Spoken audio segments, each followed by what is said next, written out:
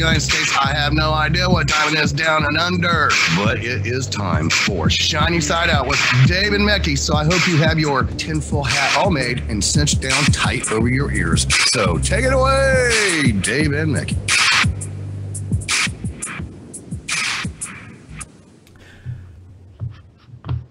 This is Shiny Side Out with Dave and Mecky, coming to you live from Sydney, Australia on Revolution Radio.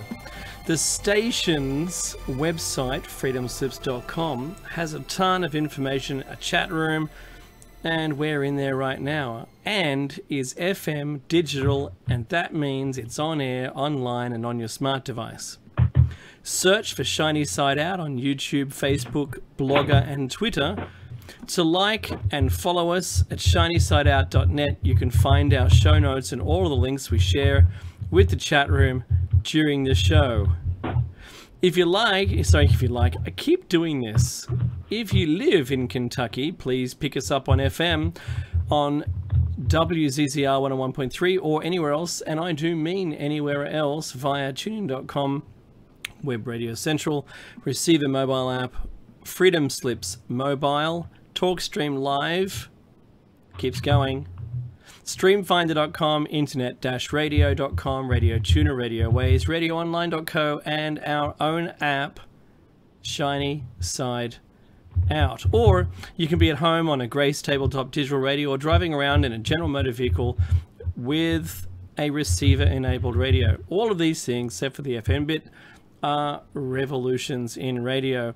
We'd like to ask you to please purchase a CD of your favorite host shows from 2014 or 15 for $34.95 or $39.95 if you're outside of the US. If you donate to the station, you can receive a USB stick with 75,000 seeds in it, but please inquire with your customs departments wherever you happen to be, to ensure that you can import the seeds. In Australia, we can't import seeds from anywhere else in the world. So good luck with that. Take care doing that. But you can get, like the USB stick is pretty cool. It's got survival documents, thousands of survival documents on there. And really, that's what you're going to need. It's EMP proof as well. So think about how that might help you. Follow the instructions when donating. The number to call in if you're in the USA is 347-688-2902, or via Skype, just add Freedom Screen. And if you didn't catch it, Solaris wasn't on her show today. Dr. Rowe had Bill Grant on today. They were talking all sorts of hidden technologies and free energy. It was pretty cool, so you should want to get yourself an access, a monthly paid access to the Hey Dave. Yes, Dave, sorry to interrupt, dude, yes. But it seems our sound is a bit garbled and scratchy. In the chat room, can you please let us know if both our sounds are garbled and scratchy? So you heard Dave talk for a little while, now I'm speaking. Yeah. Are we coming through scratchy and garbled, or is it better now? So I know there's a 30-second delay, so I appreciate you if you guys can type into the chat room as soon as you know. Sorry, Dave, but yeah, seem to have some sound issues at this point. Yeah, it happens from time to time. Bandwidth and the world. And I'll actually tell you that this week we saw, was it this week? Was it this week? We saw Dyn get hacked, or was it last week? And that hack was a DOS attack. And look, we're sort of used to having DOS attacks.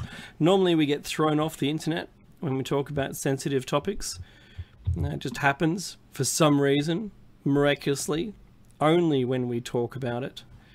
All right. But as soon as we say the key phrases, right, that's the kicker. Yeah, that seems to be... Okay, I'm a bit garbled as well. So what I'm going to do, Mecky, just one sec. I'm just going to play the audio from the show. Wait a sec. This is with a 30-second delay. Get hacked, or was it last week? And the hack was a DOS attack. Yeah, I can hear that sounds a little garbled. So, okay, should I try to dial in and pull you in just to see if there's a difference? Well, I've actually turned all the internet off at my house except for me now, and same. Yeah, all right. Despite them complaining. All right, so look, what I might do is just quickly drop the station and recall it, and we'll see what happens, okay? Okay, sounds Give good. us 1 sec. 1 sec, I promise. That's all it's going to take. Of course, I can continue to talk for the... There we go. I've got the station back again. Let's pull Meki back again. Let's put the title screen back up. All right, so I've got Meki back again. Call quality information looks a lot better this time. All right, Meki, you still really got bad video going. And I can't hear you. Can't hear a word you're saying.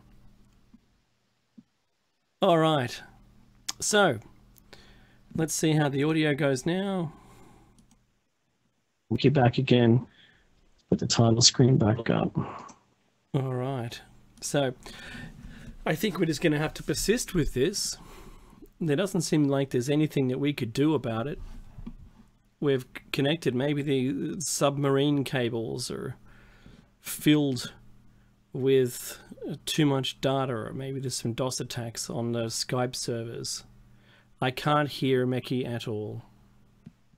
There's no hearing Meki. So hang on a second. His video was appalling. There might be some bandwidth at his house too. We might be having a DOS attack in some, local Skype server somewhere. Still can't hear you, Meki.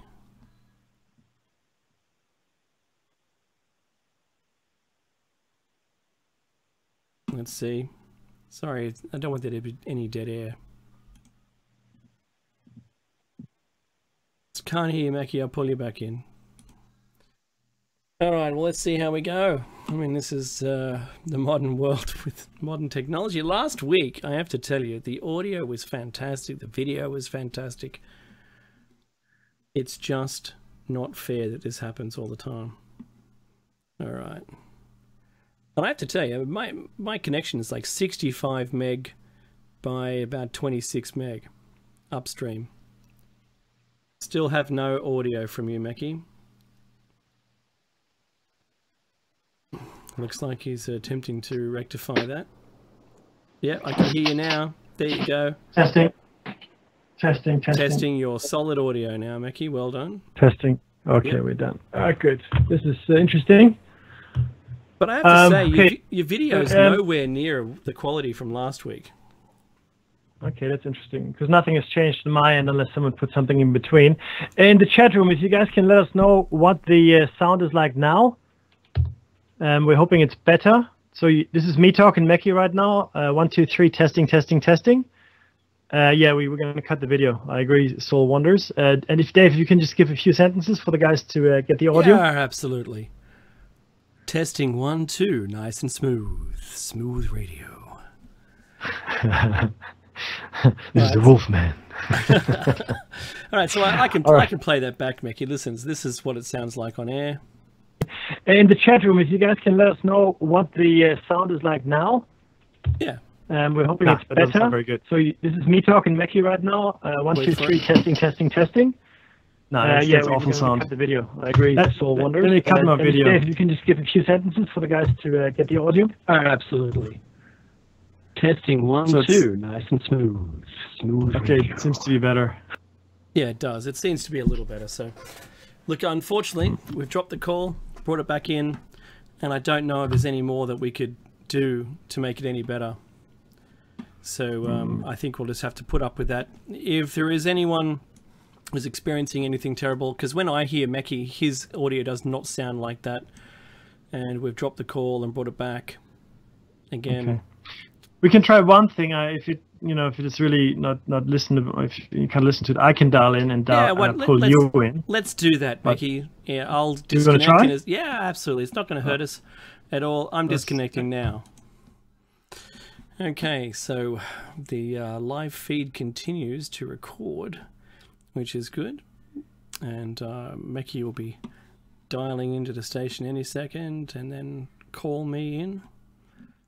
And I suspect in 5, 4, 3, there we go, 2, 1. Let's see how it's going. Mackie's just pulling up his video. He likes to run video. Let's see. I wonder what it's going to look like this time. Why did you drop me, Mackie? You dropped me again. Let's try that again. Okay, Mackie's going to call.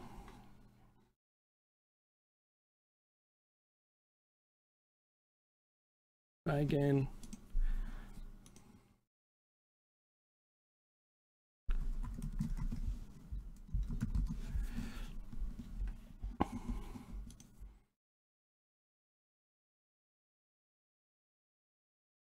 All right, there we go. All right, there you go, Mackie. I've got you, but hang on. No, I can't call you from... oddly enough, I can't call you from the other one. Hang on. Technical wonders. Aren't they great?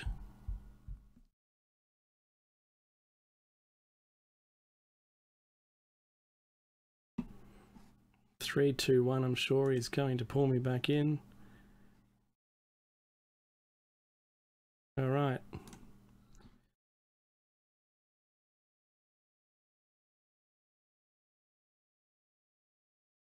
Nope, because he has a different version of Skype, I bet. That's what's going on. Michael able to joining this conversation. Yep, that's good.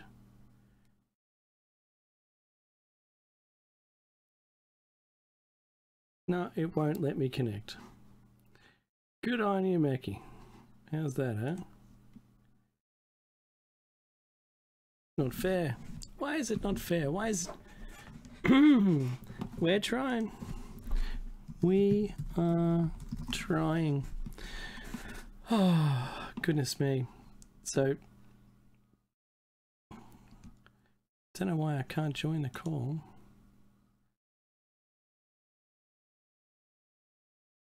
Leave conversation. Now he should be able to pull me back in.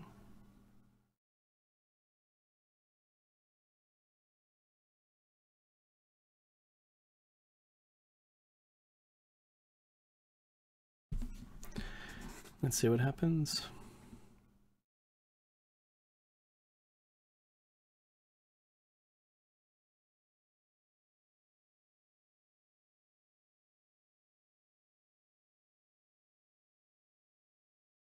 All right, let's see what this is. I got you. That's better. Have I got you? Yes, you have me. All right. Woo! It only took us forever. Sorry, guys. This is the first time this has happened. I'm hoping the audio is good. The audio I'm getting from you, Dave, is awesome. And likewise, your audio is good too. That's very odd. No, I'm not going to put the video stream on for me. You can go ahead and do that, but I'm not going to post any video because I think we are back in business. Sorry for the dodgy beginning, guys. Hopefully we can cut that out in the archive. But for now, thank you very much for the intro, Dave. And if you hadn't heard that Dave said it, but essentially Solaris wasn't available today, and she had a stand-in, which was, I think, interesting. I didn't catch all of it. I caught the end of it. I caught a bit about flying carpets. So you know what, Dave? We haven't actually looked at Oriental mythology in that light. We've always, assumed that it was just, like some kind of metaphor for advanced technology. Yeah, what do you reckon? Well, you're right. We had touched on, we've mentioned flying carpets in the past, and we also mentioned the open sesame. Yes, we did. But not at face value. We didn't say, oh, yeah, that's exactly how it was, right? Face value pretty much only from 30,000 feet, you know. Mm. That's another way of describing it. So, yeah, just quite... We did talk about it, but not very much. We brought up those topics because we thought they were pertinent to the other topics we're talking about. You know, like they mentioned this on the Bill Grant mentioned this on the other show, and that was about electricity inside the pyramids. We've mentioned that as well. So, yeah, look, these things are out there. They're all the evidence is around us. And it's just up to us to piece it all together, yes. Right? Completely agree. Mm. Now, Mackie, there was two news items real quick since we got through all of the other crises. and that was it's something really interesting. The FBI has reopened the probe into Hillary Clinton again because they said that they found email on a device of one of her employees. Okay. Where she had corresponded with the employee, and they were able to seize that from a different. They were able to seize that from a different device where everything else was deleted. Hers wasn't, apparently, on this device. So they seized the device, found this email, and Hillary's absolutely fuming about this. It says Hillary Clinton lashes strange timing over renewed FBI email probe. And I've been having a look into this, and I've found something very interesting. If you are currently under investigation by the FBI, you're ineligible to be in the running for presidency. Is that right? Yeah. I thought, okay, if you're under investigation, okay. Because if you're a convicted felon, I understand that you're not allowed to run either. Yeah. Interesting. Very interesting. Well, so she's saying this was deeply troubling and pretty strange. Is she under investigation, or is her start? I mean, if she personally is under investigation, there's a massive issue, obviously, right? Clearly, that's a big problem, right? But is that what is the case? Well, that's what they're saying. I'm sure that some of you may have heard about the letter that the FBI director sent out yesterday. Mrs. Clinton told the crowd. Yes. She said, in fact, it's not just strange, it's unprecedented, and it's deeply troubling because voters deserve to get full and complete facts. What about her? She must know then. She didn't at any time suggest that she didn't know. Yeah. And so we call on Director Comey to explain everything right away, put it all on the table, she says. Well, probes take a while. You know.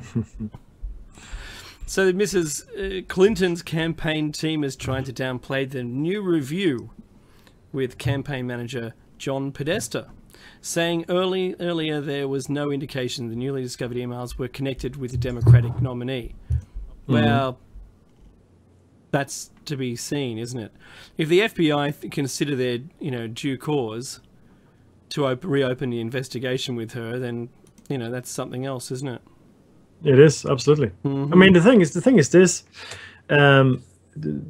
what she did apparently wasn't quite above board. Is it as bad as everybody says? I don't know, but it is indicative of who she is and how well she's connected. That she's still running for president, even with this renewed interest from the FBI into this case. So the question then is: let's say she gets elected, for argument's sake, yeah, and then it's found, oh, you're actually guilty of whatever it is that you're guilty of with the email servers and whatever. What happens then?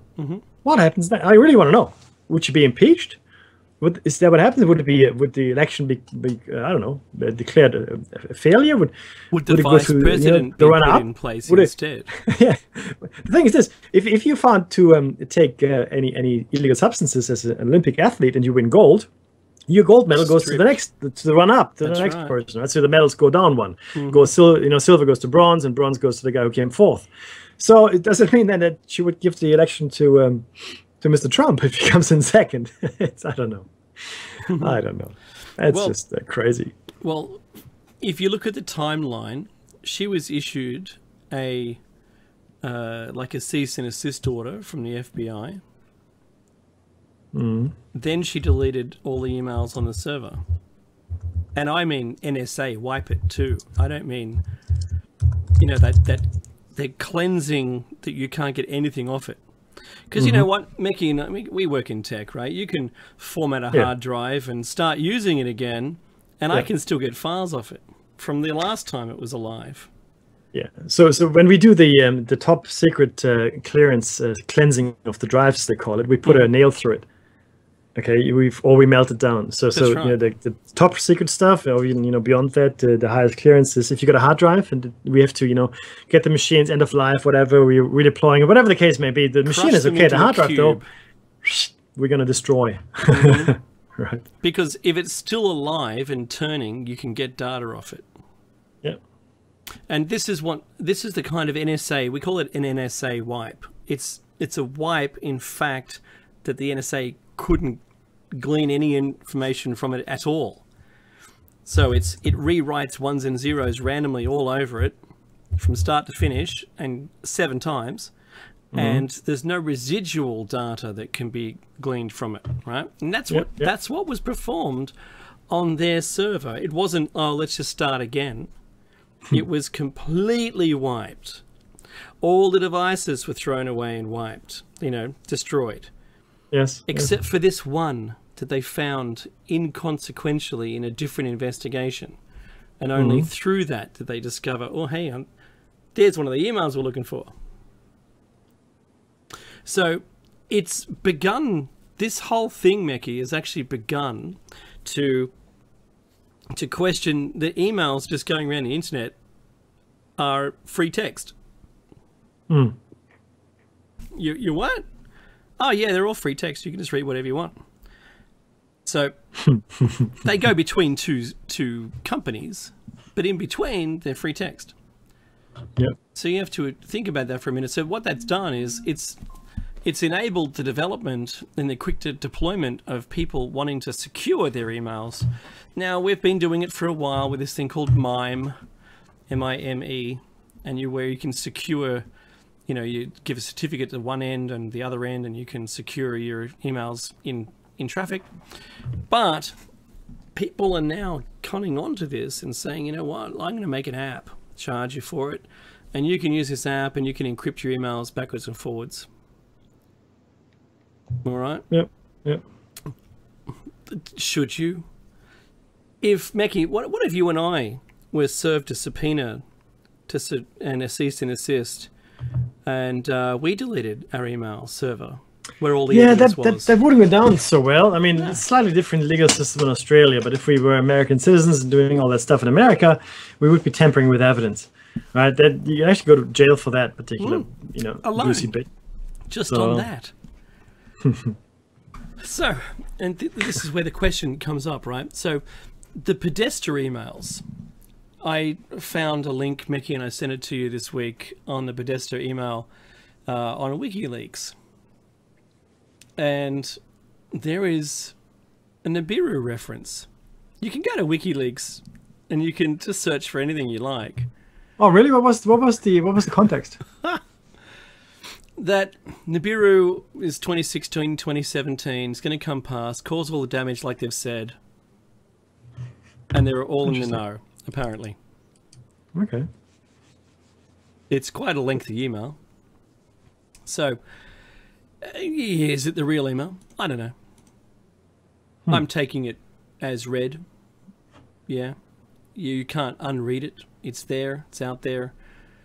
But have a look anyway. So go to WikiLeaks, type in Nibiru or Podesta Nibiru, and you'll see that it's all there. Everything that was said, every single thing that was talked about, the Earth tipping over, to see it come through, the trail of planets behind it. And they've known about this for years. That was from 2012 or 2014 or something like that. 2013. I don't remember the exact date, so don't get me on it. But you what? I tell you, I nearly fell backwards over the back of my chair. But Meki, we talk a lot about Meki. I have to tell you, we talk a lot about how technology changes everything, and one of the oldest uses of the native creatures on the planet and humans has to be silkworms. Yes, definitely. Right, one of the oldest. And do you know what they've been feeding? Guess what they've been feeding the silkworms in Japan? Yeah. Have a guess. I don't know. something that colors the silk. Oh no, something that would make the silk stronger, I would imagine, right? Yeah, completely. Not just mulberry leaves, because I love mulberry leaves. Trust me on that. I used to keep silkworms as a kid. But what they've been doing is they've been giving them nanotubes, carbon nanotubes to eat. That makes sense. Yeah. Or graphene. They've been doing tests. Remember my old favourite, Mackie, graphene? Yes. That no one's ever heard of. You talk to someone, they go, you what? Graphene. Nah, never heard of it. What is it? You tell them, and go, wow, really? It's the strongest material ever made. Yeah? So silkworms can apparently eat it, despite it being really strong. Wow. And so, if you made a plane out of graphene, just fire silkworms at it, and months later it'll have been eaten. But the resulting silk from the silkworms is so much stronger, apparently. Well, it has to be. Because you are what you eat, Mickey. Yeah. Well, it's the same with spider silk, if you will. The spider strands, they take in even the DNA of their prey into that silk. So if you can put the graphene into the silkworm strands, it's next generation material again. And we've been having trouble building a space elevator, for example, right? Because any material that we have right now would collapse under its own weight. So we get material that's strong, but eventually it gets so big and tall, the structure, it will collapse under its own weight. So that's a structural limitation that we have there. Whereas if you can have something like silk, which is extremely strong, not strong enough to build a space elevator, but if you put graphene in the mix and you have silkworm silk, and all of a sudden, this space elevator thing becomes a real proposition. Imagine a cable or cables fashioned out of that material, Dave. That would be super strong. Yeah. So what they did, you're absolutely right. Because what they did, they mixed it into a water solution and sprayed it onto the mulberry leaves, and then it was about 2% in the solution. So when they sprayed it on the mulberry leaves, the silkworms weren't just eating graphene; they were eating their own food, but with about 2% added graphene. And it says they allowed the silkworms to make their silk in the normal way. Testing of the silks that were produced showed that they could withstand approximately 50% more stress than traditional silk. Wow, that's pretty good. That's only 2% input. I don't know. I mean, at some point they won't be able to cut the silk at all. Yeah. I mean, you have a limitation of the production, I suppose. That's at some incredible. point, right? Yeah. It's just crazy. But what's incredible is that the silkworms can actually ingest these nanotubes. That's what I find incredible. And process it. Yeah. And it becomes incorporated into their silk. I just thought that was genius. It is incredible. It really is incredible. Wow. Yeah. All right. So they cooked the new silk at 1,050 degrees Celsius, causing it to be carbonized. Okay. Yeah. And it said it could also conduct electricity. Wow. Hang on, so it becomes a superconductor. Yeah. Wow. This is incredible. I'm going to have to do a lot more research into that. I've sent you the links to this, and this is from phys.org. Wow. Look, we're coming into an age that's going to be incredible. Like, people say, oh, what do you think the world's going to look like in 5 years, 10 years? And I'll be honest with you, I have no idea. I mean, we're talking about things like this, which are incredible advances, right, in science. There's so many people, sciencing away, sciencing away the day. So it's to me, it's even 5 years from now, I'll tell you, I really don't know what the world will look like for people in the first world, in the privileged world. I can tell you exactly what it's going to look like in the third world. No different to today. Maybe worse. But to the privileged, this is us, all of us, all the people being able to listen, we're privileged. I wouldn't know. I mean, for the super rich, I mean, we're probably looking at extremely, elongated, extended lives, not elongated, maybe advanced storage system outside the brain. Now these super materials that Dave has just mentioned as well, or one of them anyway. This is an incredible. Thanks, Dave. I just got your link. This is an incredible world we are going to look at if it remains as it is, unchanged, undestroyed by various different things that could come our way. But the future is incredible. Now the question here is, though, and bear with me for a second, how far we should take this. And we've discussed this many times, and today's show, of course, is 1984, and we're discussing technology here with you guys that scratches on that question. In fact, sometimes tramples all over that question as well. How far should we go? What is sensible? What is the ethical thing to do, the moral thing to do? Are these still concepts that have meaning, Dave? Ethical and moral. Will those still have meaning in the traditional sense? What do you think? Sure they will, Mickey. But to a very few. Yeah, I think I agree with you there. It'll be very different. I mean, there's this baby which is parented by 3 people. That's right. We've explained the science behind it a bit better, but essentially it's just a mitochondrial DNA that's been injected into the egg, making it 3 people contributing to this child, though, nonetheless. 3 people now. Well, that's Mickey, can you imagine how that will change the DNA of the offspring of that child? Well, part of see, the thing is, you only inherit this mitochondrial stuff from the mother. So, so the mother will give some of her stuff, but this other mother, the third mother, if you will also have. So, are we talking 50% from the guy, 25% from each of the mothers? I honestly have no idea how that works. I do not know. And the problem is this, though, right? And that's why they did it. Mitochondrial DNA only comes from the mother. So normally, when a man and a woman get together, and there's a sperm and the egg, and if there's the defective DNA in one of them, it's usually you discard it, and the correct DNA strand is used from the partner. So that's what this whole bisexual, not bisexual, but we got 2 sexes to reproduce. That's what it's about, because there's some error correction, right? We can throw all the stuff out we don't want, and we can replace it with the stuff, or with the good stuff from the other guy or the other girl. Now, if both DNA strands are damaged, then clearly there's this underlying problem, and the child will probably suffer for that. But with this specifically, the mitochondrial DNA is only coming from the mother, so the father's DNA cannot add anything to that. And because the damage was directly in the mitochondria, they used some other woman's mitochondrial DNA to repair what's going on, right? So it's Dave. I honestly, dude, I was going to say date there. I'm not sure where I'm thinking here. I mean, think about this way as well. A lot of people that probably wouldn't have been alive 100 years ago are alive today because of the drugs and the medicine and all the wonderful things we can do, right? This will cause a lot of problems going forward, especially if we live a lot longer. If we live a lot longer, and 150 and 180 years is not really out of the question. It really isn't, especially if you've got cybernetic replacements for your organs and such. The brain is the only thing we can't replace yet. But Dave, I mean, if you live to that long, and we know that the birth rate in again the first world is declining, right? So you get a lot more old people that rely on a lot fewer younger people to support them in their old age. To me, that spells trouble.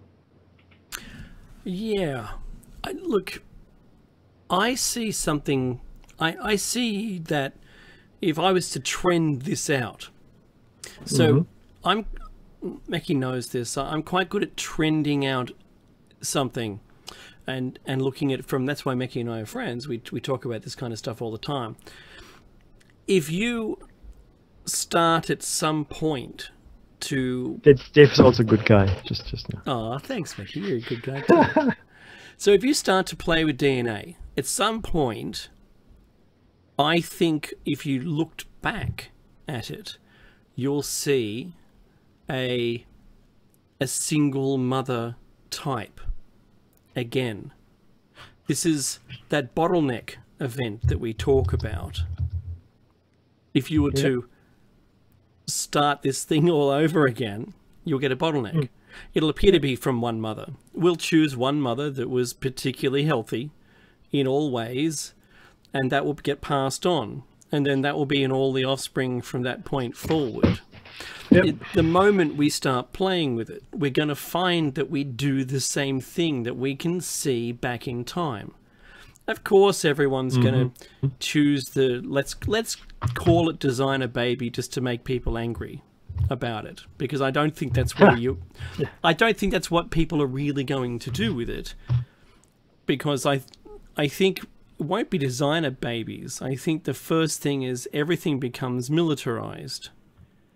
Mm-hmm. So they would want a whole generation of people to be born bigger, stronger, smarter, whatever you choose, that they would tick on those tick boxes because they're working with scientists and have been for some time, that they would be no doubt all over this, champing at the bit to get the legislation through so they could play with it.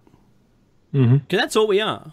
We're only DNA away from being able to fly, Mm-hmm. right? Able to levitate. Well, maybe we can already do that. So it isn't a big stretch to see that we're tinkering on the edges with it, like this, with the changing the mother, because the mother's DNA was flawed. She had a genetic inherited mitochondrial DNA flaw, and then you just swap it in for a good one. That's great. Mm-hmm. But her children are going to have that same mitochondrial DNA, and that's going to flow on. Oh yeah, that's it. It's just going to be that other woman's now. That's exactly right. And if this process works really well, that woman might be chosen to be everybody's other mother. Yeah, let's hope that won't happen though. Well, it is probably inevitable. Oh, look, it's a definite possibility. Because look where we are, Mackie. We're standing right at the beginning of this trend, the trend of doing this.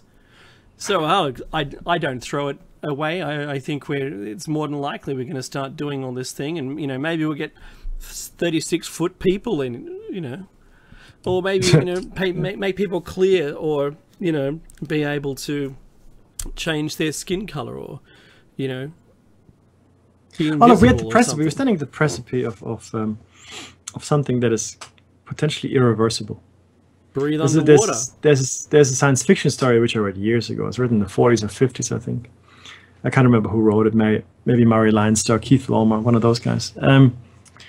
But it was essentially around people that had changed their genetic material. It must have been the 50s then.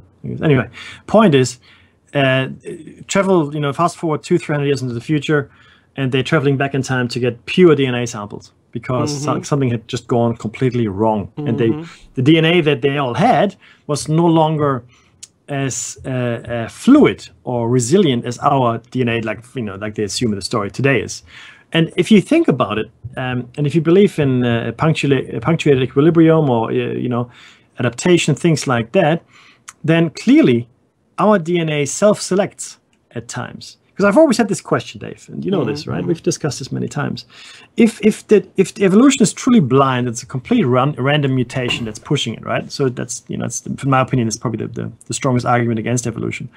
If that is true, then there must be the fossil record must be littered with genetic failures. Exactly. It must be littered, right? Because he said that it isn't. So there's a new theory that came out. I forget who. Well, new. It's probably 30 years old now. It's called punctuated equilibrium. And punctuated equilibrium means change in leaps and bounds. So if there's no pressures from the environment, why would you change? Sharks and crocodiles haven't changed. They've changed in size, but they're still sharks and crocodiles. Let's be very clear on this. And so they had no environmental pressure to change into something else, or if that's in fact a thing. But the thing is this: all of everything we can be is already in our DNA. And I reckon it's part of what we call junk DNA. That's where the information is kept. Point though is, let's say there are environmental pressures, and the changes are very, something needs to happen. We can't survive as we are, whatever the case may be. We have to grow horns, or maybe like a really hard shell, whatever. Or we might have to learn how to breathe methane. If we tinker too much with our DNA and we get rid of the junk DNA and we do all those wonderful things that we think are good, like tailored genes, as it were, we will lose that ability, I think, potentially, to have it within us to change when change becomes necessary. And again, this seems to be a self-selecting process that our bodies, our DNA, seem to respond to environmental changes. Now, this hasn't really been researched very well at all, because we think, again, most of us think evolution is blind. Well, I don't think so. Yeah, I don't think so. I don't think it's blind. Do I think it's guided? Well, hey, I don't know. Am I a creationist? No, I'm not a creationist. But there's more going on here than meets the eye. That's for sure, right? And anybody who denies that is, just willfully blind, my friend. Well, guess what I think, Mickey? This is pretty cool. So, if I had to program it, because you have to think about our DNA as being a program. It's in a set of instructions, and what's that in programming language? It's a program. I think if the program itself, if I was given the opportunity to do something like that, I would have to write into it something that said 5 significant, you only get 5, there's 5 slots. If you had 5 slots in your DNA that were empty, ready to receive code while you're alive, so that you can pass that on. And so 5 events where something significant happened and you had to do something, and when you did that thing, that's the thing that will get improved next time, slightly.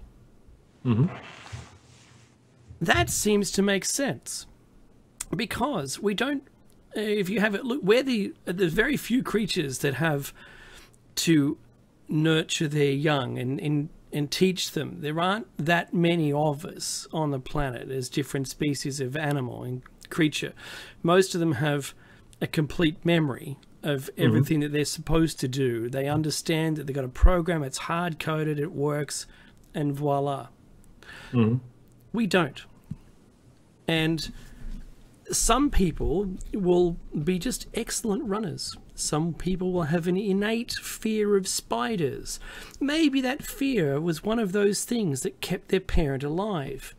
At some point, they were significantly scared by a spider, and that bit was one of those 5 events in their life that they recorded. Yep. Can you see that as a concept? That if I had to make a program that was going to be self-perpetuating and to take improvements and some improvement direction, some initiators, I think that would be the best way to do it. Because not just survival of the fittest. I just think that's almost preposterous. Yes, it would work if it was predators hunting you down, because the faster you are or the more clever you are, the ability to avoid the predator would be a gain, and you wouldn't be lost. But you could still have children who would still have your inability to avoid the predator, if you know what I'm saying. So I don't think that because I like to think that evolution is possible. I like the punctuated version, and even Lloyd Pye said that evolution isn't significant enough to make the changes within the time periods, because every time we look at it, it seems like it's going nowhere. However, catastrophes seem to make change happen as the punctuated version. Yeah, but environmental stresses, that's exactly right. Absolutely. Yep. But it's not significant enough to go from 48 to 46 chromosomes. Or from a bird into a horse. So I think... Hey, you speak for yourself, Mackie, because I'm just going to turn into a dolphin. Oh, hey, dude, dolphin's not bad.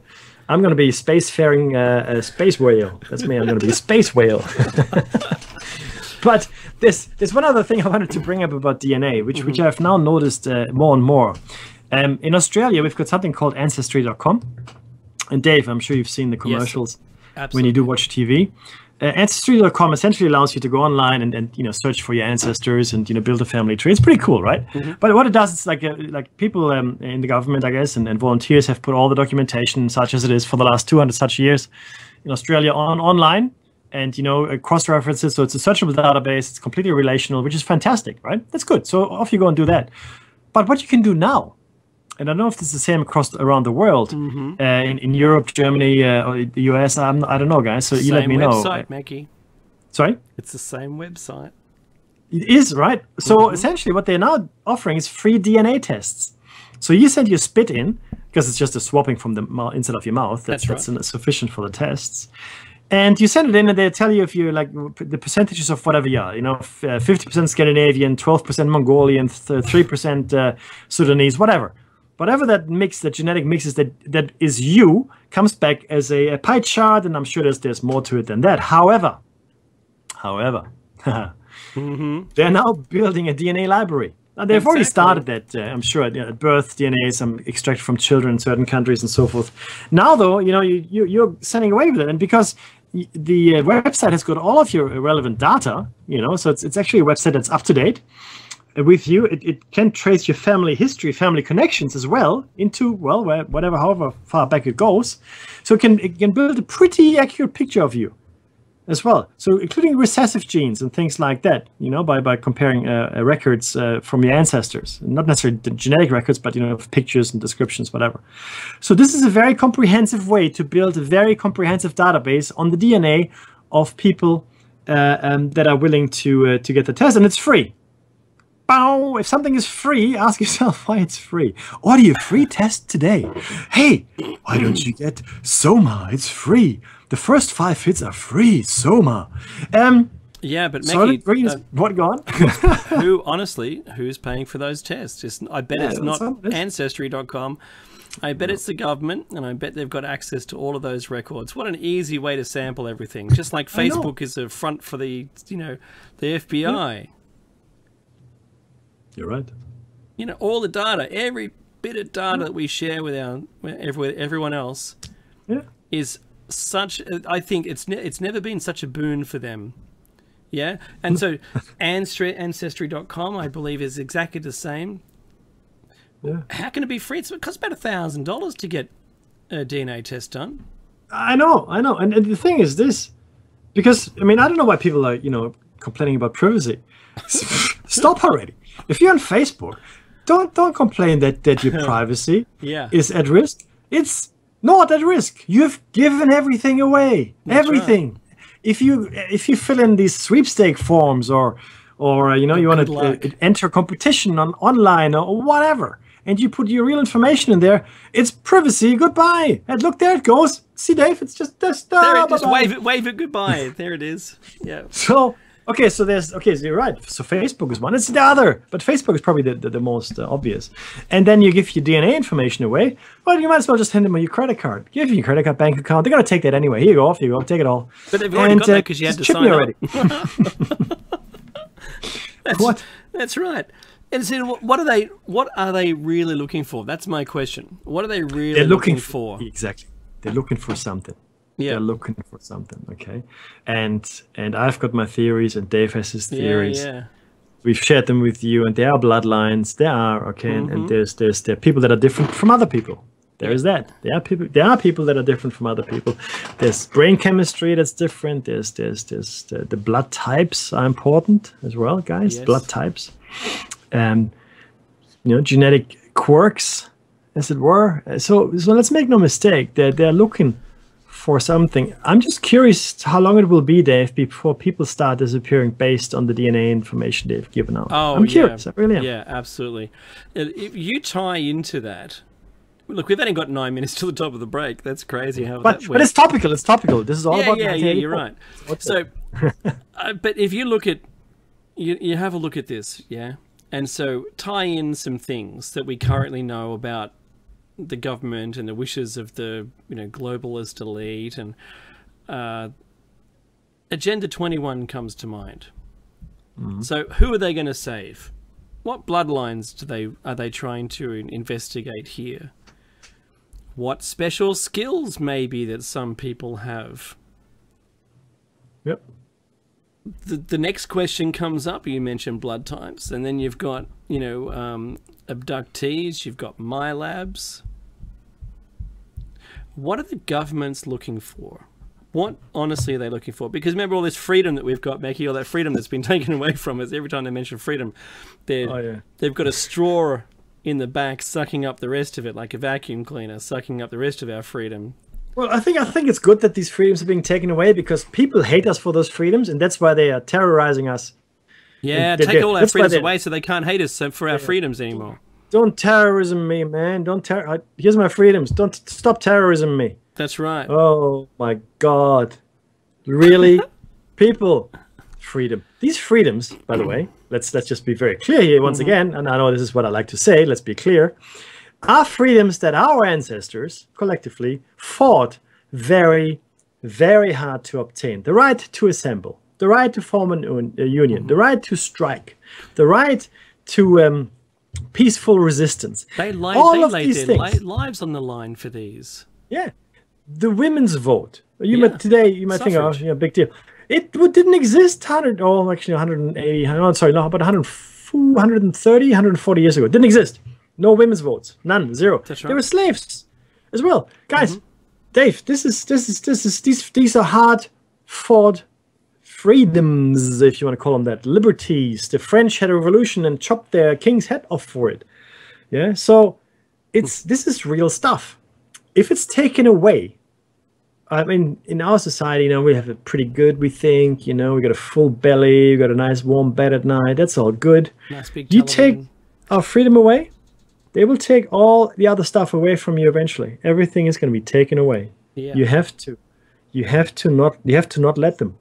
Okay. Oh, I'm feeling safer now. Patriot Act 1 and 2, the Australian, emergency laws. That's they're not right. called that. They're like the terrorism laws that we have, similar to yours. Patriot Act, but come on, guys, Patriot Act, my butt. The only thing patriotic is that you've given more power to the elite. I mean, you've given them money when we reorganized the economy. And people, oh, by the way, sorry, people don't like it when I call it fascism. Okay, let's call it assisted capitalism. Okay, is that better? Assisted capitalism.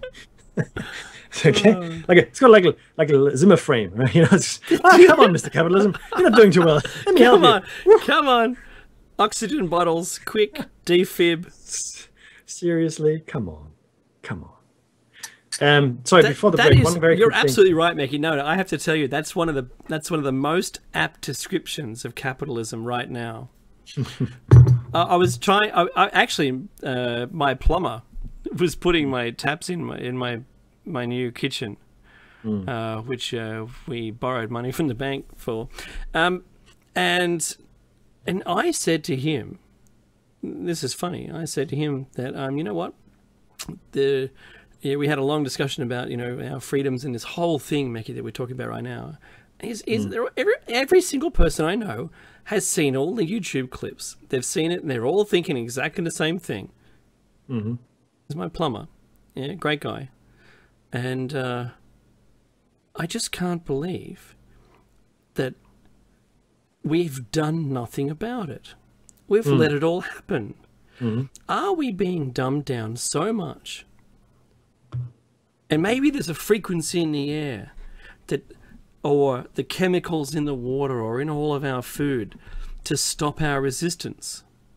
Very few of us are resisting any kind of change at all. Yeah, whatever, it's all good, whatever. Yeah, it just makes it go away, Which doesn't is it? interesting because we are the most change-resistant species on the planet. I mean, if you bring in change, because people don't like change at work and in the family environment, they don't like it. Like people really hate change, so it's very difficult to, for example, in a corporate environment to introduce change. But these changes that they came in wholesale, and because, in my opinion, it's because of the fear that was seeded, the fear that is being presented to us every day in every possible format that made us less than critical of the changes that are being forced upon us in a way. Not really, well, that's actually wrong. We're asking for some of these changes, right? It is the fear. Individual incidents are being blown out of proportion and sometimes orchestrated, by the elite, if you will. Of course. There's a few. And you go, look what could happen if everybody had guns. Look, this is a once in 100-year event in Australia, at least it was, right? In America, you've got many other problems, including you don't take care of your veterans when they come home. That's right. The psychological, or even just call it counseling, if you will, of those guys is extremely underfunded. So yes, you have a lot of unbalanced people. They have seen combat. Unless you have seen combat, I invite you to shut up. Absolutely. Because you can't possibly understand what a person has gone through in combat, and to simply forget these people that laid their lives on the line for you and me and Dave and everybody else, rightly or wrongly, in whatever war it might have been, they're not being taken care of. So okay, there are other things as well, like mental health is an issue as well. There's the food that we eat, Dave, to your point. There is the dumbing down in our educational systems. We're no longer being educated. This is even in Germany. I saw this guy rant. It was a lovely rant in German. I can't really share it with you guys unless you're German. But he went on for like 20 minutes, and his point could have been translated into every other country, every other language. Yes. And we no longer educate our children. We teach them to become societal robots, automatons that will function in an office or factory environment or whatever the case may be. And you're right, Dave. So to your point, we are being dumped down. We are nurtured on a diet of fear. We are being made dumber by the TV we watch, the things we are taught to care about. The millennials, we have got a few as graduates, and actually pretty cool kids, and they're smart and it's all good. And not all of them, but some, and not necessarily the ones that we have in our company, but some seem to expect to just make it. Some seem to expect to just be given everything. Right? Yeah, Again, right. I'm not referring to the people that we have because they're really good, but I've seen it elsewhere, and I watch enough documentaries and reports and such to form my own opinion. Internet news. I mean, not everything on the internet is true, of course, but the problem is that I think that these people that are coming into the workforce now, in their, I don't know, I guess late teens to mid 20s and a bit, further on, have a very different worldview from the Gen Xers like myself. We had to work for our stuff hard, and things aren't just going to be given to you. So if you have good people that think, oh, things will just be given to me, if you never worked for something, it's easier for you to give away or not value it. So That's right. Because there was no fight, there was no conflict. The 60s and 70s are long gone. When people had to fight for their rights, even still there were strikes, union movements, and all that. That's gone now, pretty That's much. just what Because my grandparents did, and it doesn't matter anymore, right? Whatever. No, exactly. The work has gone to India. The work has gone to the Philippines, where there are no workers' rights. Those guys That's right. haven't had that discussion. They haven't had that fight. That's why employers love to go there, because they can just fire you. Southeast Asia, Yeah. just like America, you go on here today, go on tomorrow. Boom. Bye-bye. India, I say good luck to you if you're fired from your job in India, because that's something you don't want to have. That's something you don't want to be. That's not a good thing. And there's the break. Don't go away. We will get back to the Absolutely. We'll talk about it when we come back from the break.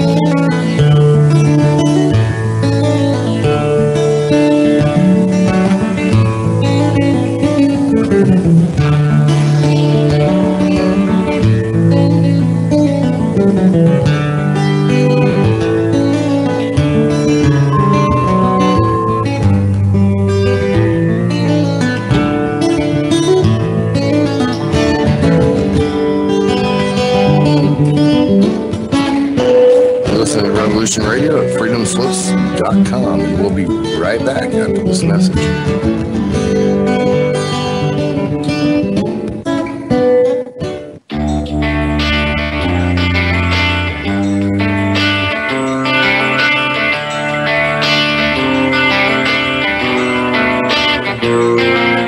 This is Thomas, aka a Mad Painter. I'd like you to join me Monday nights, 10 p.m. Eastern Standard Time for Open Canvas. Don't forget to bring an open mind. Yes, folks, that's right. Bring an open mind to an open canvas. Again, that is Monday nights, 10 p.m. Eastern. UFOs to government corruption. This is Revolution Radio, freedomslips.com. You don't need to expect us. We're already here.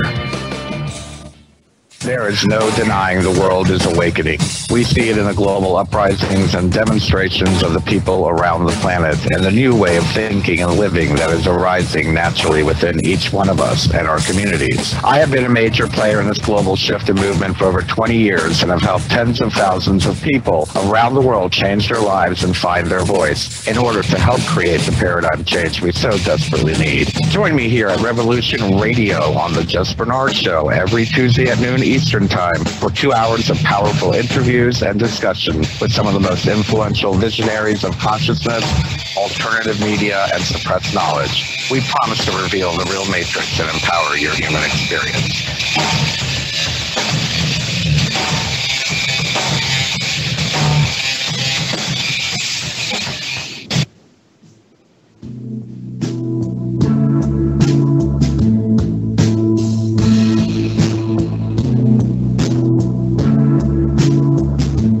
your data safe? Do you have the necessary information to assist you in confidently living through just about any survival situation?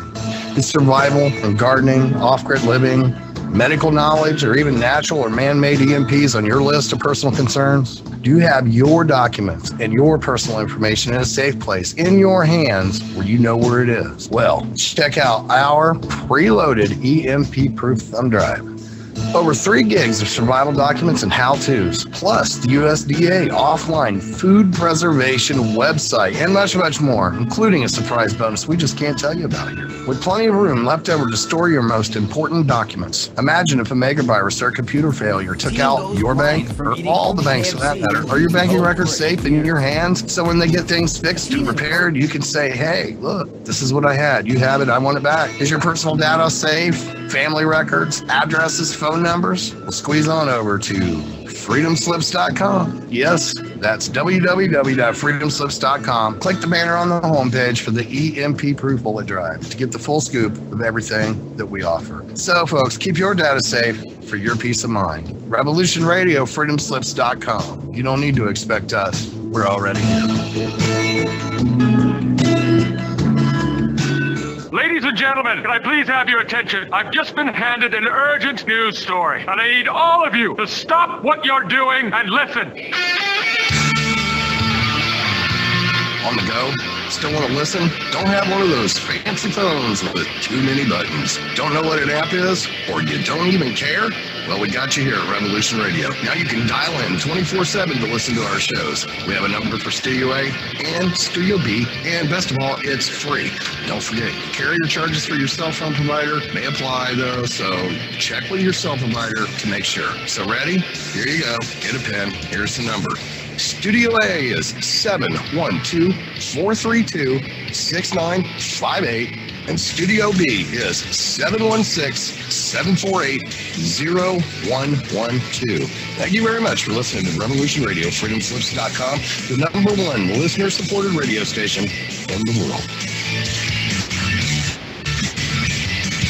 The opinions expressed on this radio station, its programs, and its website by the hosts, guests, and call-in listeners or chatters are solely the opinions of the original source who expressed them. They do not necessarily represent the opinions of Revolution Radio and freedomslips.com, its staff, or affiliates. You're listening to Revolution Radio, freedomslips.com, 100% listener-supported radio, and now we return you to your host. I love the sound of applause. And you're back with Dave and Mackie's Shiny Side Out, show number 244, if I'm not mistaken. Is that right? Am I right? 244? You sure are. 440 and 200. We are talking on topic about 1984, all the things people do to make us dumber, more easily led, more easily persuaded, more easily and ready to give up our freedoms, now that we are being hated for, by the way. Interesting enough, though, to think about it this way, because people could just force us to do these things, right? Mm-hmm. They could just force it, boom, force, whatever. But we're not being forced. We're being persuaded. Okay, these scenarios are being set up. Sometimes, that happen. That's good for the elite. But these scenarios are there, and then we respond to that by saying, "Oh, please, Mr. Government, I need help. I need security, protection. I'm afraid. What can you do for me?" And then, magically, the government has everything all prepared for us. Oh, good, there you go. Oh, it's Patriot Act. How long did it take you to write it? It didn't take me long at all. Surely. Okay, that's good. That should make you wonder. And so we are giving it away. But what it means is that they're not powerful enough to take it from us.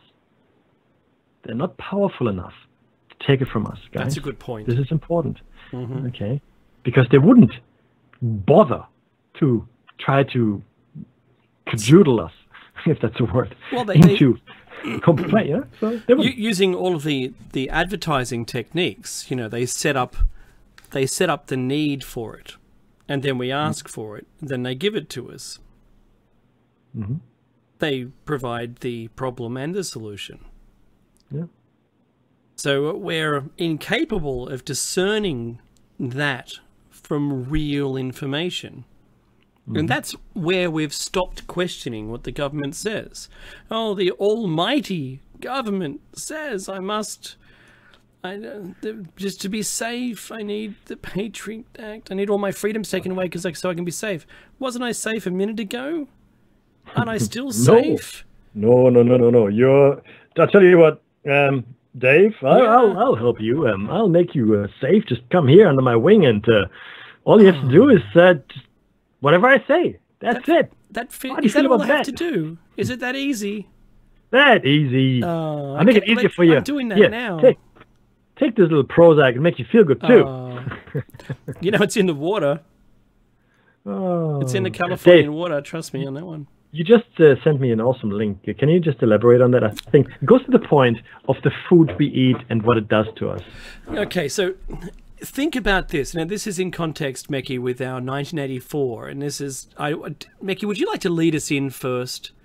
Because down the bottom, in this point that we've got in our show notes here, it's point number 3, the centralized remote monitoring of all of your health statistics and vital signs by the police state. Yeah, absolutely. So essentially, we all have medical records, and we think they're private. Well, they're not really, okay? Even now, in the US and other countries as well, the government maintains a secret centralized bank of blood taken from children at birth. Ooh, that's really? Yes. In the near future, citizens will be implanted with biometric monitoring chips that relay information back to the government about our pulse, respiration, and presence of maybe even illegal drugs and so forth in our systems. Now, having said that, I don't think we need implants for that. What we will be having is smart clothes that can do that. Smart clothes that we will wear and that can measure all of these things for us. Right? They can probably take samples of our sweat. Now, these chips, and I'm saying here chips because that's what the text says, but I'm thinking it's like not going to be chips at all, will be used by government to enforce people taking their medications. Because we know that grief and wanting to eat healthy food is a mental disorder. They will also be used to locate and arrest those who smoke a little pot or take addictive substances without a prescription. Your pharmaceutically, approved heroin is right here, sir. Oh, thank you, James.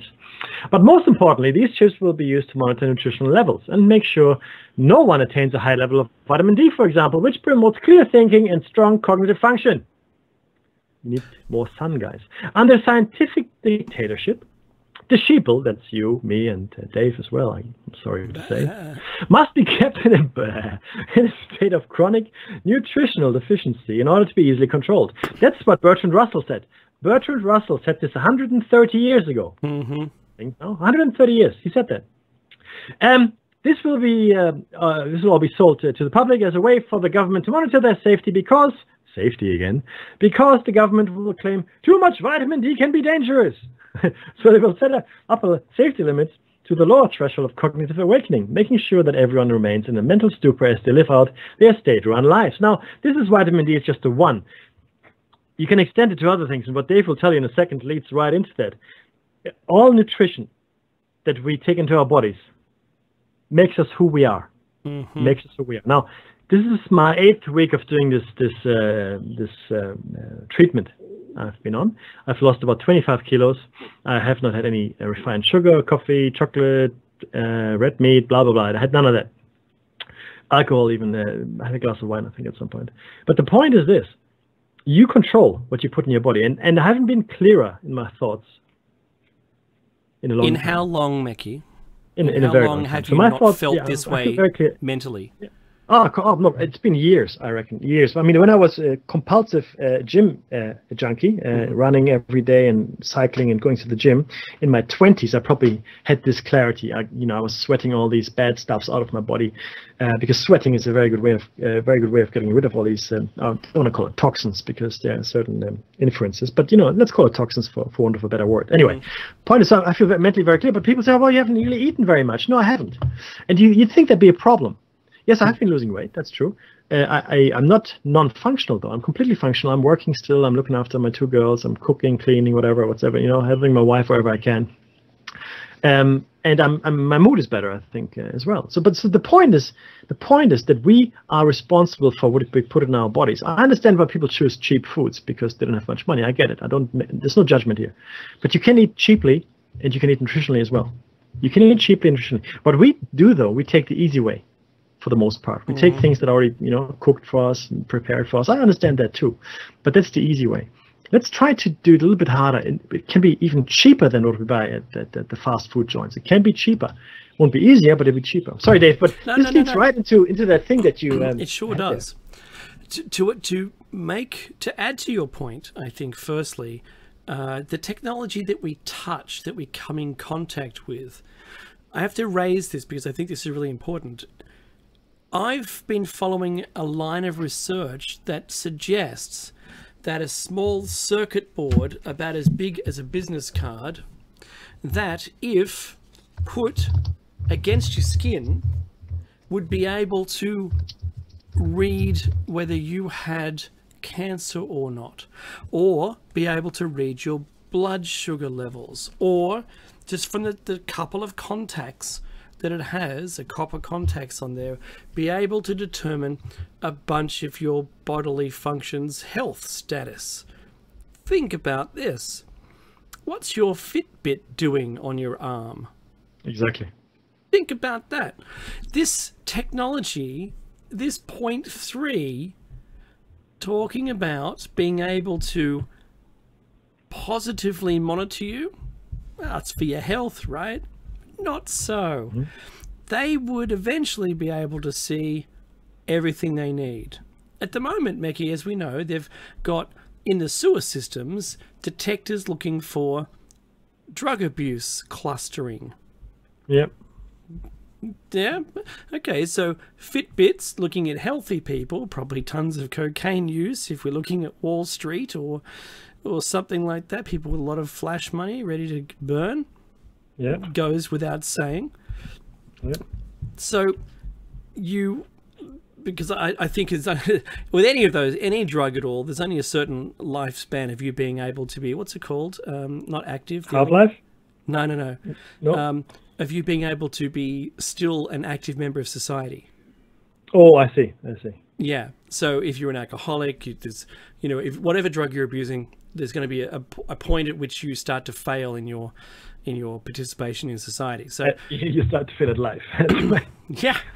All right. So now the second part of this that you mentioned was under a scientific dictatorship, the sheeple must be kept in a state of chronic nutritional deficiency. Now, I've been doing some hunting around and I found a news story that has been kept completely undercover. All right. And this comes from Perth, a Perth teenager eating nothing but, and it says, this is the headline, diet of chicken, coke and bread left Perth teen with permanent eye damage. Now, the permanent eye damage came as a lack of vitamin A. This story that we're looking at here is vitamin D deficiency, just as an excuse to be able to deploy some kind of technology. But vitamin A? Hang on, but they ate chicken and bread. But how can they have a deficiency? Wouldn't you imagine at some point of that it would be okay? But it was a 14-year-old son who said, "My eyes feel gritty, Mom." And it was too late. They became blind. That's crazy. I mean, but forget that,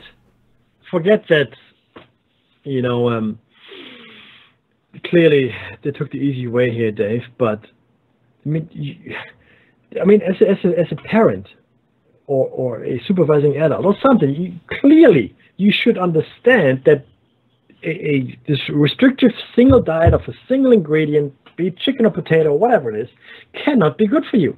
I mean, we need a variety of food to keep us. I'm not talking about cuisines. I'm talking about actual ingredients, right?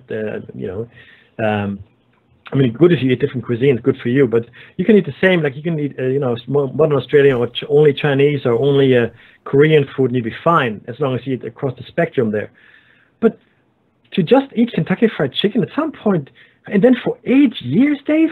8 That's right. years. Yep. That's unbelievable. Now, they said, and this is what you have to be very careful of, is that the Professor Watson, I have to say, he's the chairman of the Royal Australian New Zealand College of Ophthalmologists, called RANZCO, the Public Health Committee. He said that often cases like this. What do you mean cases? Is there more than one? Clearly. There is. And they're going under the radar. They're not being talked about.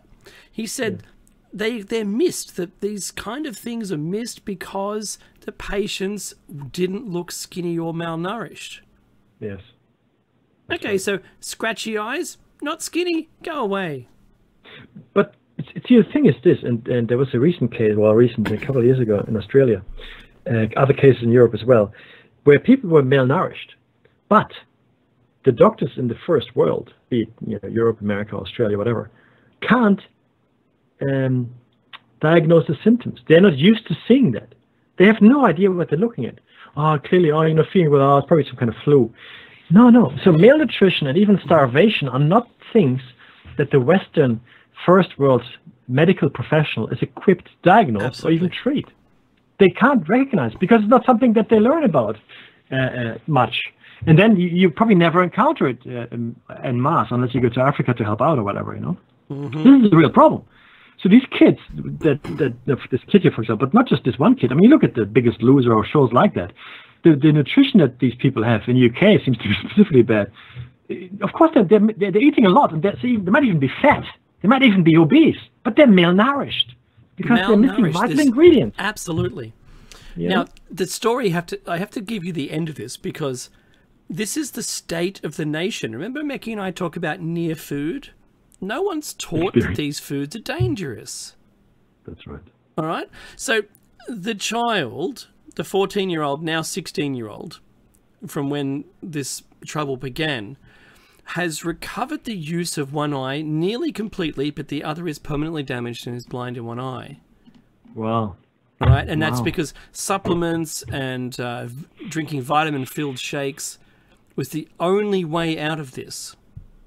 Yeah. There was no other way to consume enough vitamins to repair the body.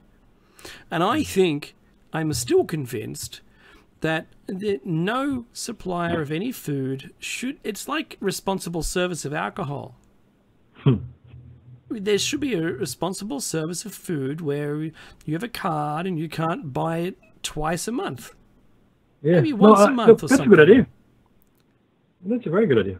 You can only use it with that card. You can't use cash. You can't do anything like that. All you can do is go in with a card, ID, and restrict it because these are leading to troubles that are only going to get worse. Well, I mean, obesity is a bad problem, and it's there is a few genetically the causes that are genetic, but for the most part, it's people's poor understanding and poor choice as a result. Yes. Because we don't know. No one's told us about this. And if they bury stories like this in the news and rather, have some silly squabble between politicians, which doesn't affect anybody, if they're only talking about stuff, it's not news. There's another more sinister aspect, even more sinister, if you will. More sinister. More sinister even, which is the destruction of the family unit. Because, again, maybe I'm an old fogey, and maybe Davis as well, but we have family meals.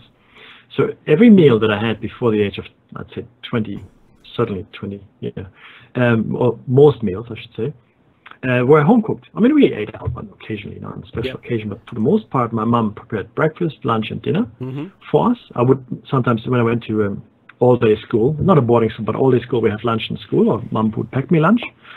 So, and it was like we get together and we eat together as well. So we all eat together. Whenever we can, right? So lunch and dinner sometimes, but certainly breakfast.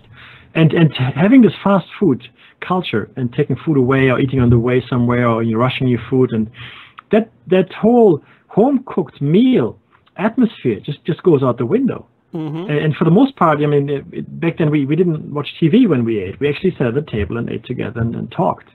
Now that's really a problem because the fundamental building block of our culture, of our civilization, and I don't talk about the Western culture, I'm talking about our global civilization, is the family unit. I don't care if you're a Muslim or a Jew or a Christian or an atheist, I don't give a hoot. Your basic building block is the family unit. That's it. That's what you build your strength on. If you're an orphan, you try to build your own family unit. Tell me you don't. Tell me it's not something that you're craving. Yeah. Very few of us can function outside the family unit, or function well, I should say, right? So we crave company. We're social animals. Now, if you can destroy that fundamental thing, that's why the kids were taken away. And that was one of the reasons, from Native Americans, for example, or from Aboriginals here. Absolutely. There were other reasons as well, but it was essentially to destroy the culture, right? Because if you take kids away, well, where's the culture going to go, right? Mm-hmm. So we're now doing that to ourselves by buying into this new fast food lifestyle, and I don't mean just the food. Everything is fast food throwaway. Everything. Mm-hmm. We no longer have this grounding, and it's just cheaper sometimes to buy this fast food. Now, if your culture in Singapore, for example, or Hong Kong is that way, then okay, that's different, right? But then it's still a family event. You go and get the food because it's cheaper, but not all the time either. Not all the time either. There's a lot of home cooking still, right? Because it's just more economical. Remember, Pizza Hut was a family restaurant. When McDonald's first opened, it was called a family restaurant. Yes, exactly. And you went there still as a family, and there was no TV. And the family unit, I think people have become disenfranchised with the family unit. We've all got our personal devices. Tech time is there. The ability to have a discussion as a family. I remember sitting at the dinner table with my parents, and we would talk about the day's events. My dad would talk, and they'd ask me questions about my day, though I didn't have much to contribute then. I learnt to talk later on. That is something that I think that we still lack, and I think there's still a lot of room for improvement. Certainly in my family. Look, and I'm buying into this fast food society myself, and this is why I was blowing out of proportion. I was 121 kilos. Wow. And that weight, I went from 90 kilos to 121 in 10 years. Wow. And I didn't realize it. I didn't know. Dave, when we first met, I wasn't thin, but I was fit, and I was, That's right.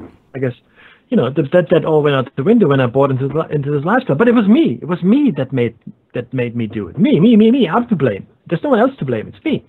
I work late. I travel a lot. There's corporate dinners. And then all of a sudden, before you know it, you have too much wine. You have too much beer. You have too much heavy food at night. And then when you're working late and you eat some more horrible foods, hardly ever home cooked.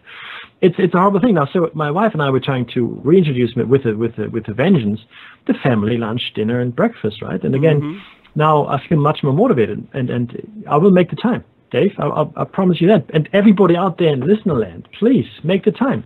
You are not just eating, but you're building the foundation of your life with your family. That's what it is. And you might not like everybody in the family, it doesn't matter, but you at least get together talking. Blood is always thicker than water, believe you or me. You might have also good friends, that's good, but Have you spoken to homeschooled children? Have you spoken to people? No, I have not. I have, and I would say openly, certainly in this forum, not confidentially, just between you and me, in this forum, with all of our listenership, and I would say that the homeschooled children that I've met have been able to have and maintain a conversation, a longer conversation, with real topics and carry it through to its natural end, more so than any other child I've ever met. I believe that. Because they have a high value of conversation. They're able to conduct themselves within it, within the bounds of the conversation. These are all things we learn. We understand them, and conversation is an entity that's created amongst the people contributing to it. Yep. And it has a life. Yep. It's not a question-answer thing, and then it's all gone. That's right. And so I found that experience, and I would like our listeners to contact us with any similar events. Just, send us a hello.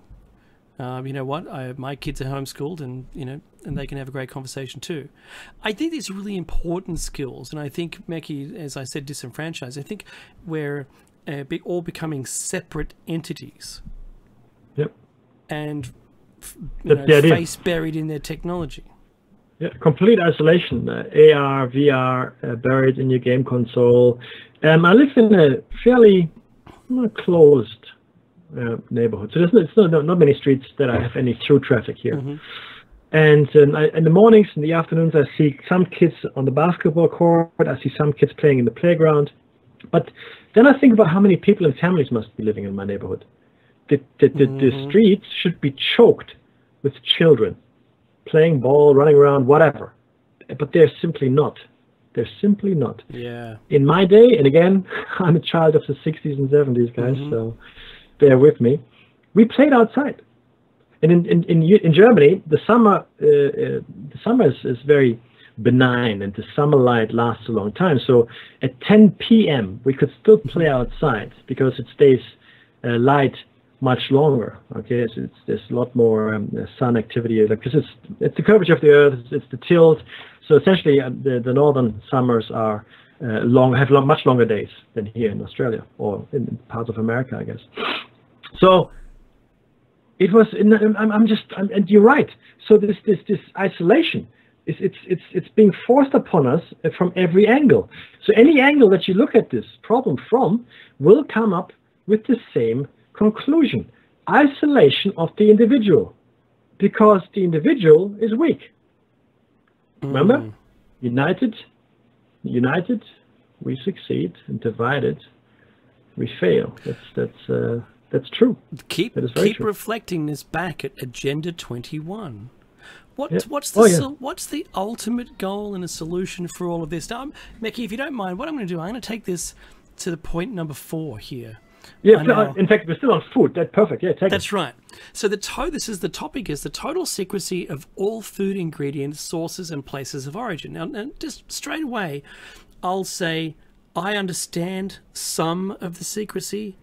11 secret herbs and spices, which is just a combination of them, right? Yeah. I get it. From a trade perspective, you don't want someone to copy your stuff, right? Yes.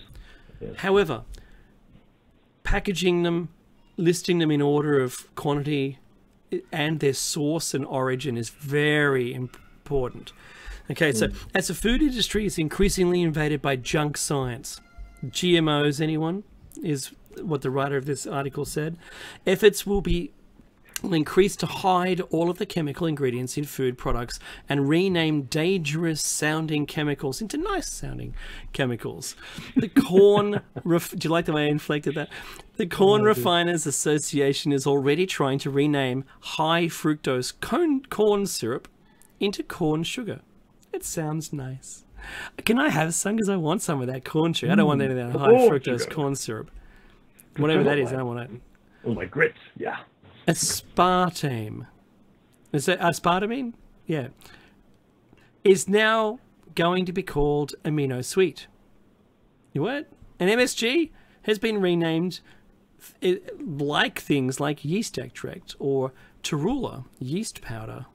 You have to think about this. How can you keep up with it? I know that 500s and 600s are bad, so I don't buy anything with those in it. Yeah. I just know that. I've got a little sheet that I take with my when I look at the things I'm about to purchase, and does it contain these things? If it does, good luck with that. I'm not buying it. I don't even want GMO corn. I don't want genetically modified anything, to be honest. Oh, yeah, Meki, the chat room's going crazy. Look at that. That's funny. All right, so that's the line of corn sugar. That's hilarious. Thanks, Bushy. All right, but it's going to get far worse as fraudulent science accelerates food industry deceptions. Expect to see preservatives like sodium benzoate renamed things like freshness crystals. Or artificial colours might be described as fortified with pretty colours. Because I don't think these... What was the term you used for the youngsters today, Meki?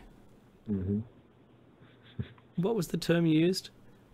Which ones? The millennials? Yeah, millennials. So millennials go, oh, look, it's got pretty colours in it. Pretty colours. Yeah. Ooh. Above all, the food industry wants to hide where its food comes from. And in Australia, we legislated that the origin of the food must be placed as a percentage of the quantity used in it.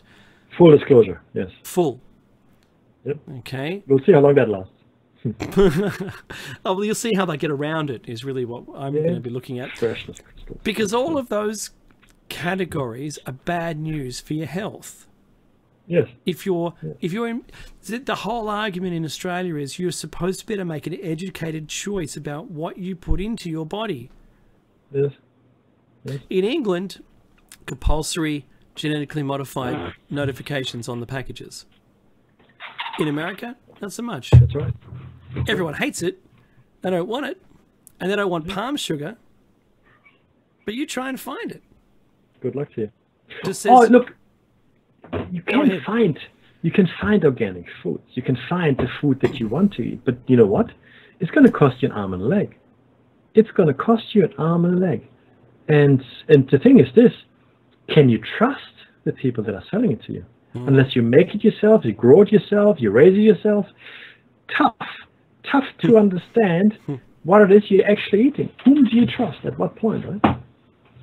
Remember that the food industry has gotten away with lies for a long time. Gotten away with it. Of course, free-range eggs. As an example, I cite this as an example, my first and best example. Free-range eggs. People could write whatever they want on the packet, and it didn't have to be free-range eggs. People wanted free-range eggs, so everyone goes, you know what? I'm going to write that on my packet so people buy more of it. It didn't have to be legally true. Until they legislated. They legislated, and they went, you know what? If it's not free-range, you can't sell them as free-range. And so they kept it on there until their suit against them. And they went, oh, yeah, you got us there, not really free-range. And then the definition of what is actually free-range. So all the chicken farmers decided, okay, it's going to be 1 chicken per square metre or whatever the rule was. And so they go, well, we have to buy some more land then, or put a fence. We'll move the fence a little bit further away so, you know, our 300 chickens who are in cages, they get to go out once a day into the sun for some reason and then go back to their cage again, is what they started doing.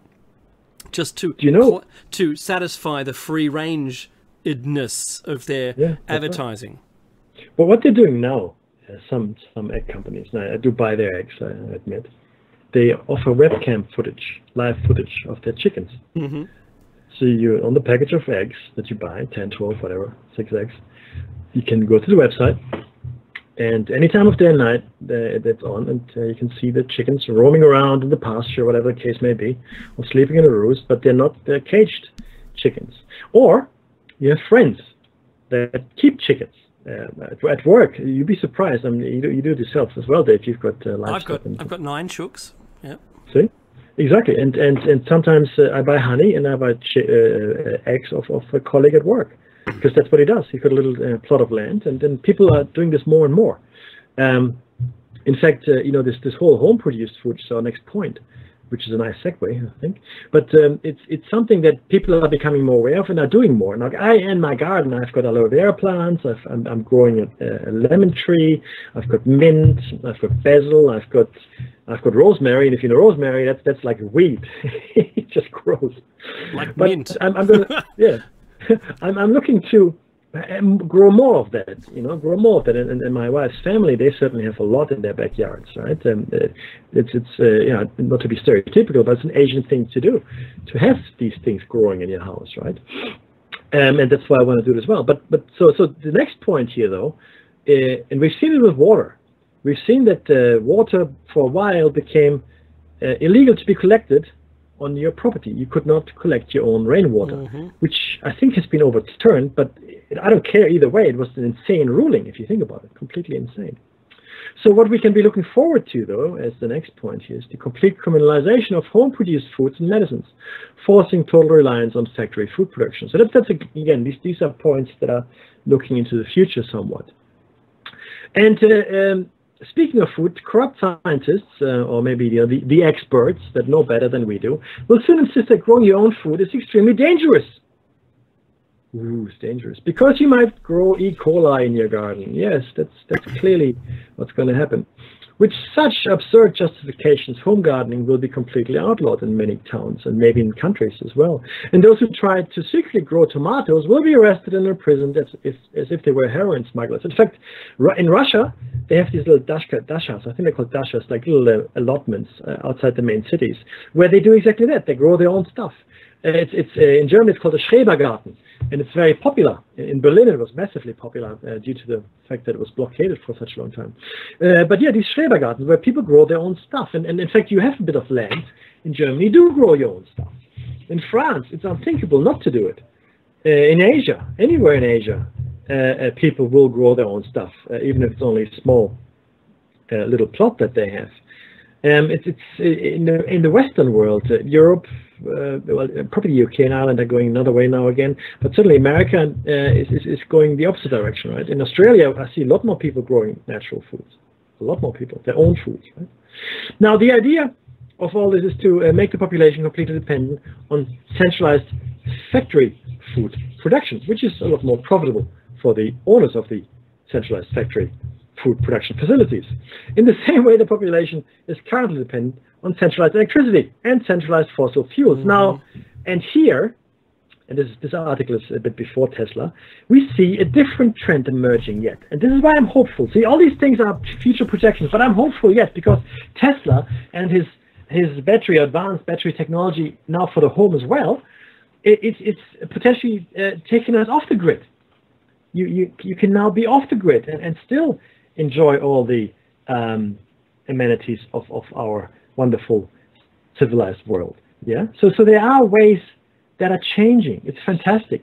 And this will all be justified with the help of scientists who claim that factory-produced food is safer for you because it's all pasteurized, irradiated, and fumigated. Yes. Have you seen some of these factories?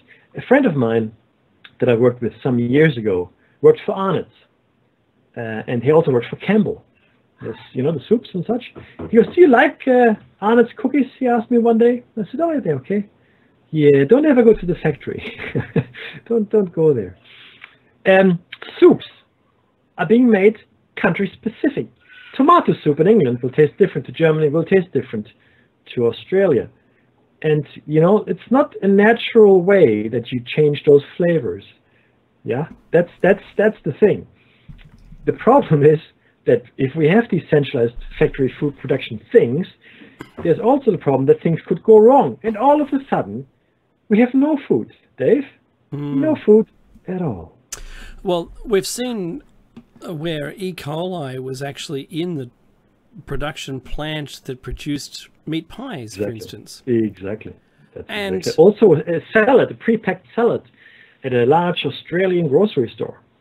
Absolutely. At one of the two big ones, we had two big chains. And a very similar thing was feces found in the packaging. Yeah. And it's just awful. I mean, honestly, you can't cook it out. You're supposed to wash it, but obviously someone's opened a packet going, yeah, I trust the manufacturer, and just started consuming it, much to their detriment. Now, once you've centralized food production, then we go back to step 3, and that is controlling the population again by undernourishing them. And that's what we want to avoid. Now, I know in America that planting vegetables on the nature strip or in your front yard is illegal in some places. You'd be lucky in some places you'd be able to have it legal. Now, that doesn't make any sense to me. Yes, the scientists or the people who don't want it, the lobbyists, which was a thought of mine while you were reading it, was that the lobbyists are going to be pro-centralization of food manufacturing. Yeah. But think about this, you know, how many days worth of food are there at the shops? 3 tops? 3. Becky, I was watching a video about how to avoid the nuclear disaster, World War III, that was produced back in the late 70s in England. And they said how often people, and they made a note of this, mentioning it during their documentary, and they said that in England, people were likely to hold 2 weeks of food and only visit the shops, the grocery store, once every 2 weeks. Yep. How often do we go today? Couple of times a week, maybe. Yes. Listen to yourselves. Is that not crazy? Well, actually, it is. Why don't we you have should have that food kind of stores resource? in your home Yeah. that'll see you through a month, at least a month. That's how much canned food. I mean, it's not ideal, but guess what? It's better than starving. So have some food stores in your larder. Have something that not in the freezer, somewhere that where it won't go off. Some food stuff that won't go off. Just have it, guys. Absolutely. And this is driving me to mention it over and over again. You do need larger quantities of food at home. You need to have that huge 12-kilo bag of flour. You need to have, because you'll use it. You need to have that. Don't just buy what you need today. If you buy the big one, it's actually cheaper in the long run, and you have to buy it less often. That's exactly right. If you go to the supermarket and you buy the steak in the plastic with the foam container, and you get home, that cost of that single steak is equivalent to a larger cut of like a whole leg. If you go to the up the chain, don't buy it at the end. Yeah. Go to where they process the meats, and you'll find that you can buy a significant amount more of food.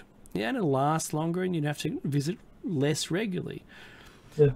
All right. So the next point that's coming up is it's uncomfortable for some. It's a little controversial, right? So Yeah. bear with us.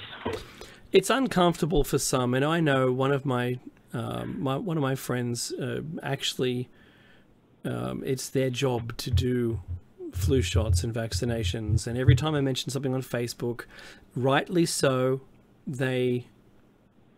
it gets their hackles up. And I respectfully respond saying that I'm only reflecting the current attitude. Oh, but it's fake science and it's this and it's that, and I said, well, just asking you politely, what's the first thing you need to do before you administer a flu shot or a vaccination? And my friend said, read them the list of warnings, which include some very dangerous side effects. Now, if not dealt with correctly, and you just, say you made it rain down on people, you're going to lose a bunch of people unless they're treated pretty immediately for the symptoms they may encounter. That's why you're given one of these things and then made to wait. If you just go home and you start feeling ill or any other, side effects, then this is what happens, right? Then you have to return back to hospital and it may be too late to save you. And so there are fatalities and there are negative effects of attempting to do something that we're told which is going to help us. Okay, so having an allergic reaction is quite rare, but that's not what this point 6 is talking about. It's talking about there being an intentional bioweapon within, in the future. In the future. This is the unleashing of a global bioweapon pandemic through seasonal flu shots. We're not saying it's happening. This is the future. And this is whereas vaccines were once intended to prevent disease, and we're seeing that there because of the lessening of vaccinations and the quick transport of people around the world. The movie Inferno, or the book that preceded, it's exactly about that, guys. An engineered virus to cull the population, and there's also a TV show that was dealing with that UK one. So the thought, the meme is out there. Sorry, go ahead, Dave. The ideas are already out there, and we know that if there's an idea out there, that someone's more likely going to take it up and go and do it. So with this one, it's just on an aside here, the vaccines we're seeing because people are less likely to opt for it, and now it's actually a jailable offence to talk down the vaccination by someone who's administering it. I have to tell you that's in Australia, Mickey. If someone says, well, I don't think you should have it, they'll go to jail. So there's only a positive spin on it. You must have it. I have to give it to you now. Right? Think about that. So we're seeing the return of some diseases, like polio is coming back, because we thought we'd got it all, but we hadn't. All right. So they are now being increasingly weaponized and engineered to spread disease, controversially, which is why most of the people who get the flu each winter are often the very same people who routinely take flu shots. Now, I can't say whether that's true or not. That's the writer of this article. In the near future, as the globalists decide to conquer the world, with world population having reached its upper tolerable limit, and Mekki and I have talked about this, is 7.7 billion, a live population control virus will be engineered right into the vaccines, followed by an aggressive vaccine push that even offers to pay people to receive the flu shots. Get the flu shot, earn $25. Yay! Mekki, with the Ebola outbreak, there was news articles coming out from Africa saying that doctors were going around door to door administering a vaccine against Ebola. And hang on, but we didn't have a vaccine when this was taking place. And then suddenly those people would die of Ebola. So were they spreading it intentionally? Who were these people? Were they really doctors? Don't know. Right? So the whole scheme, of course, talking about the bioweapon pandemic, the future one that's quite possible, is nothing more than a population control measure designed to eliminate all the lower IQ people on the planet who are stupid enough to allow themselves to be injected. This is the writer of the article, to be injected with biologic weapons packaged and sold as vaccines. Effectively, it's really a eugenics program that the globalists believe will save the human race from the rise of stupidity, no matter what the cost in human suffering. Can you see that? I can see the angle that the writer has put on this. Yeah. You know, you just have to think about if they keep us malnourished, if they've got as we spoke about at the top of the show, we have a DNA program, so they'll know who to administer to. Does that start to all make sense now? Yep. Mekki? It does actually make sense. Now, the next item we have for you is yet more disturbing. In fact, to me, the most disturbing thing. Total government control over your reproduction and the genetic code of your offspring. We spent some time discussing this earlier. And it's really a problem. Okay.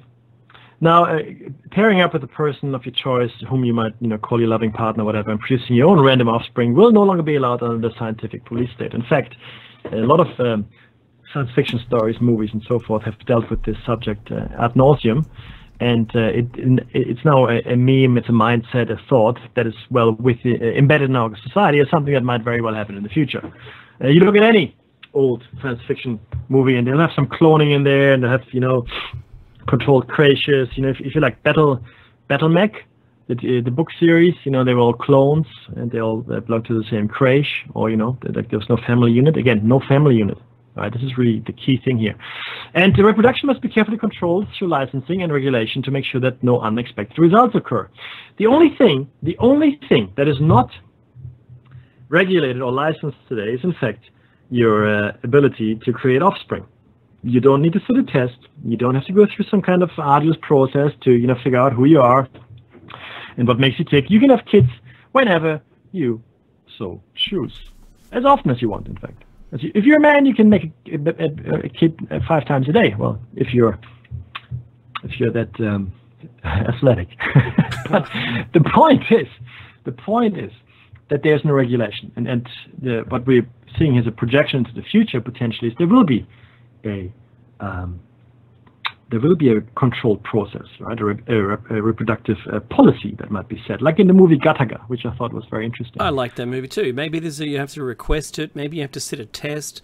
They'll already know your DNA, so they'll know whether you're worthy to have children or not. That's right.